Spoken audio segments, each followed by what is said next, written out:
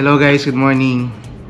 Gusto ko lang i-share kung paano ako bumaba sa timbang ko from 99 kilos down to 86 kilos now. Almost 13 kilos in total. Span of 3 months and a half. Pahapon, ang last meal ko is 5:30 in the afternoon. And then nagplano ko mag-fasting. Ang intake ko lang ngayon is black coffee.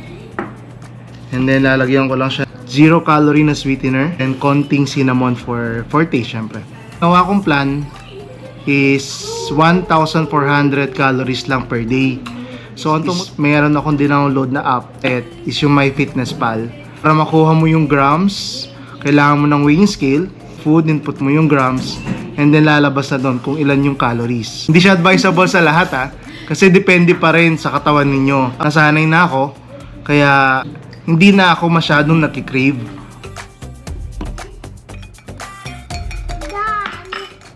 So, time check lang. It's almost 1 p.m. So, ngayon pa lang tayo kakain ng first meal natin. Almost 20 hours na pala tayong nagpa-fasting. Ang consume ko lang today is yung black coffee kaninang umaga. Ako madalas ang nagluluto para alam ko kung ano yung mga ingredients na nailagay. More on high in protein. And then, hindi masyado mataas ang carbs and fats. Kasi bakit? Nag-start po kasi ako na mag-resistance training 3 months ago.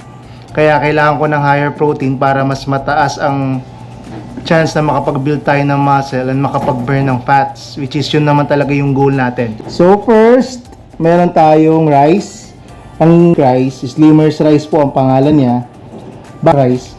Ang difference lang ng Slimmer's rice is half yung carbohydrates niya compared sa normal white rice. 150 grams of broccoli para sa ating, syempre, nutrients at sa fiber.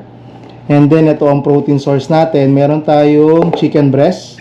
So, ito po ay skinless. So, is canola oil na 0 calorie. And then, meron tayo dito egg. So, ang egg natin is consist ng 60 grams of egg whites. And then, isang whole egg. Condiments dito na 30 grams of Del Monte ketchup. So, yung total calories natin for this meal ay... Kain tayo guys!